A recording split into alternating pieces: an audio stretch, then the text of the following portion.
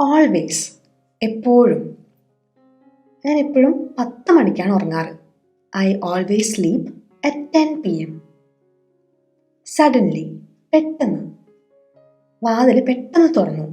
The door suddenly opened. Innocent, നിഷ്കളങ്കൻ. അപ്പം പറഞ്ഞത് അവൻ നിഷ്കളങ്കനാണെന്നാണ്. ഇങ്ങനെ പറയാ, he said he was innocent. Later, പിന്നീട്. ഞാൻ പിന്നീട് കഴിച്ചോളാം. I will eat later. ഇപ്പോൾ, നൗ. നീ ഇപ്പം എവിടെയാ? Where are you now? Together, ഒരുമിച്ച്. കുട്ടികളെല്ലാവരും ഒരുമിച്ച് കളിച്ചു. The children played together. Play എന്ന് വെച്ചാൽ കളിക്കുക, പ്ലേഡ് എന്ന് വെച്ചാൽ കളിച്ചു. The children played together. Destroy, തകർക്കുക അല്ലെങ്കിൽ നശിപ്പിക്കുക. ആർമി ആ ടാങ്ക് തകർത്തു, നശിപ്പിച്ചു. The army destroyed the tank. Encourage, പ്രോത്സാഹിപ്പിക്കുക. അവളെ പാടാൻ പ്രോത്സാഹിപ്പിച്ചു. They encouraged her to sing. അപ്പോൾ എൻകറേജ് എന്നുള്ളതിൻ്റെ past tense encouraged. They encouraged her to sing. അപ്പോൾ ഒരു കാര്യം ശ്രദ്ധിക്കേണ്ടത്, എൻകറേജ് കഴിഞ്ഞിട്ട് ഒരാൾ വേണം. ആരെയാണ് എൻകറേജ് ചെയ്തത് അത് എൻകറേജ്ഡ് കഴിഞ്ഞിട്ട് വേണം കേട്ടോ. ദേ എൻകറേജ് ഹർ വേണം. ദേ എൻകറേജ്ഡ് ടു സിങ് എന്ന് പറയില്ല. അടുത്ത വാക്ക് കണ്ടീഷൻ, അവസ്ഥ. അവൻ്റെ അവസ്ഥ വളരെ മോശമായിരുന്നു. His condition was bad. അപ്പോൾ സിറ്റുവേഷൻ എന്താ?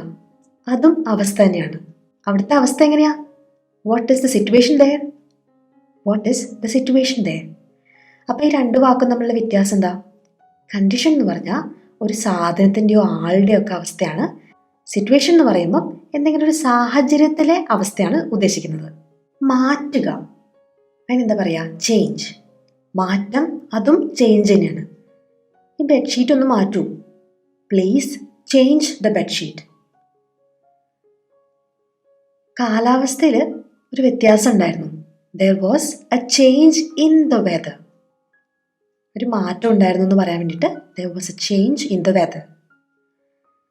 ഇനി കാണാൻ പറ്റുന്നത്, അതിനെന്താ പറയുക? വിസിബിൾ, അല്ലെങ്കിൽ പ്രകടമായത്, അതാണ് വിസിബിൾ. അപ്പോൾ പ്രകടമായ ഒരു വ്യത്യാസമൊന്നും ഉണ്ടായിരുന്നില്ല. എങ്ങനെ പറയും? വ്യത്യാസം എന്നുള്ളത് ചേഞ്ച്, മാറ്റം അല്ലേ? അത് ചേഞ്ച്. പ്രകടമായത് വിസിബിൾ. അങ്ങനെയൊന്നും ഉണ്ടായിരുന്നില്ല എന്ന് പറയാൻ there was no visible change. മനസ്സിലാക്കുക, അണ്ടർസ്റ്റാൻഡ്. എനിക്ക് നിന്റെ സാഹചര്യം മനസ്സിലാക്കാൻ പറ്റും. I understand your situation. I understand your situation. എനിക്ക് ഹിന്ദി മനസ്സിലാവും. I understand Hindi. ഇതിനോട് സാമ്യമുള്ള വാക്കാണ് മിസ് അണ്ടർസ്റ്റാൻഡ്. തെറ്റിദ്ധരിക്കുക എന്നാണ് ഈ വാക്കിൻ്റെ അർത്ഥം. അതിലൊരു തെറ്റിദ്ധാരണയുണ്ട്. there is a misunderstanding. കിംവദന്തി, എന്തെങ്കിലുമൊക്കെ വാർത്തകൾ ആരെങ്കിലും കുറിച്ച് പറഞ്ഞുണ്ടാക്കുന്നതിന് കിംവദന്തി എന്ന് പറയും. അതിന് പറയാം റൂമർ. ഞാനിങ്ങനെ കേട്ടു അവൾ കല്യാണം കഴിക്കാൻ പോവാണെന്ന്. I heard a rumour that she was getting married. നിരസിക്കുക, ഡിനൈ. അവളുടെ കല്യാണത്തെക്കുറിച്ചുള്ള കിംവദന്തികൾ അവൾ നിരാകരിച്ചു അല്ലെങ്കിൽ നിരസിച്ചു. She denied the rumours about her marriage. Bring, കൊണ്ടുവരിക. നിങ്ങൾ കാശ് കൊണ്ടുവന്നോ? Did you bring the money? ഞാൻ കാശ് കൊണ്ടുവന്നിട്ടുണ്ട്. I have brought the money. വാങ്ങിക്കുക, ബൈ. എനിക്കൊരു കാറ് വാങ്ങിക്കണം. I want to buy a car. ഞാനൊരു പുതിയ കാർ വാങ്ങിച്ചു. I bought a new car. ബൈയുടെ പാസ്റ്റ് ടെൻസ് ബോട്ട്. കീപ്പ്, വെക്കുക. ഈ ബുക്ക് ഒന്ന് ടേബിളിൻ്റെ മുകളിൽ വെക്കൂ. Keep the book on the table. On the table, ടേബിളിൻ്റെ മുകളിൽ. നോയ്സ്, ബഹളം. ബഹളം ഉണ്ടാക്കുക എന്നുള്ളതിന് മേക്ക് നോയ്സ്. ബഹളം വെക്കുക എന്ന് നമ്മൾ പറയും. ഇപ്പോൾ വെക്കുക കീപ്പ് ആയതുകൊണ്ട് കീപ്പ് നോയ്സ് എന്ന് ചിന്തിക്കരുത്. എപ്പോഴും മേക്ക് നോയ്സ് ആണ് കേട്ടോ. ശബ്ദം ഉണ്ടാക്കരുത്. എങ്ങനെ പറയും? Don't make noise. താക്കീത്, വാർണിംഗ്. ടീച്ചർ കുട്ടികൾക്ക് താക്കീത് കൊടുത്തു. The teacher warned the students. അപ്പോൾ താക്കീത് നൽകുക എന്നുള്ളതിന് വോൺ എന്നുള്ള വാക്കാണ്. താക്കീത് നൽകി എന്നുള്ളതിന് വോണ്ട്, പാസ്റ്റ് ടെൻസ്. ഇനി കൂടാതെ, എന്തെങ്കിലും ഒന്ന് കൂടാതെ, എന്തെങ്കിലും ഒന്നും ഇല്ലാതെ അങ്ങനെ പറയാൻ വിതൗട്ട്. നമ്മൾ ചായ ഒക്കെ ഓർഡർ ചെയ്യുമ്പോൾ വിതൗട്ട് ആണെന്ന് പറയില്ലേ, എന്നുവെച്ചാൽ മധുരം ഇല്ലാണ്ട്, മധുരം കൂടാണ്ട്. എനിക്ക് മധുരം ഇല്ലാണ്ട് ഉള്ള കാപ്പിയാണ് ഇഷ്ടം. എങ്ങനെ പറയും? I like coffee without sugar. Support, താങ്ങുക അല്ലെങ്കിൽ അനുകൂലിക്കുക. എൻ്റെ ഭർത്താവ് എന്ന് എന്നെ അനുകൂലിച്ചിട്ടുണ്ട്, ഞാൻ പറയുന്നതൊക്കെ കേട്ടിട്ടുണ്ട്, അതിനൊപ്പം നിന്നിട്ടുണ്ട് എന്ന് പറയാൻ വേണ്ടിയിട്ട് my husband always supported me. അപ്പോൾ അനുകൂലിക്കുക, മാനസികമായി കൂടെ നിൽക്കുക എന്ന അർത്ഥമുണ്ട്. അല്ലാണ്ട് ഫിസിക്കലായിട്ട് താങ്ങുക എന്നുള്ള അർത്ഥം കൂടി ഉണ്ട്. ചെടികൾക്കൊക്കെ താങ്ങുക, അതിനൊക്കെ സപ്പോർട്ട് എന്ന് പറയും. അല്ലെങ്കിൽ അവൾക്ക് ഒരു താങ്ങില്ലാണ്ട് നടക്കാൻ പറ്റില്ല എന്ന് പറയാൻ she can not walk without a support. എത്തിച്ചേരുക, അറൈവ്. അവർ സുരക്ഷിതമായി എത്തിച്ചേർന്നു, ഇങ്ങനെ പറയും ദേ അറൈവ്ഡ് സേഫ്ലി. സേഫ്ലി എന്ന് വെച്ചാൽ സുരക്ഷിതമായിട്ട്. സമാധാനം, പീസ്. എനിക്കിത്തിരി മനസ്സമാധാനം വേണം, അങ്ങനെ പറയില്ലേ? മനസ്സമാധാനത്തിന് പീസ് ഓഫ് മൈൻഡ്. മനസ്സ് മൈൻഡ്, അപ്പോൾ പീസ് ഓഫ് മൈൻഡ് മനസ്സമാധാനം. എനിക്കിത്തിരി മനസ്സമാധാനം വേണം, ഇങ്ങനെ പറയും I want some peace of mind. അല്ലെങ്കിൽ മീറ്റിംഗ് സമാധാനമായിട്ട് നടന്നു, അങ്ങനെ പറയും the meeting was peaceful. Peaceful എന്ന് വെച്ചാൽ സമാധാനപരമായി. ചലഞ്ച്, വെല്ലുവിളി. നമുക്ക് പലതരം വെല്ലുവിളികൾ ഉണ്ടാവും അല്ലേ? ചില സമയത്ത് കാറൊക്കെ പാർക്ക് ചെയ്യുന്നത് ശരിക്കൊരു വെല്ലുവിളിയായിരിക്കും. ചില സ്ഥലങ്ങളിൽ parking the car was A challenge. Car park ചെയ്യുന്നത് ഒരു ചലഞ്ചായിരുന്നു, ഒരു വെല്ലുവിളിയായിരുന്നു. സമ്മതിക്കുക, എഗ്രി.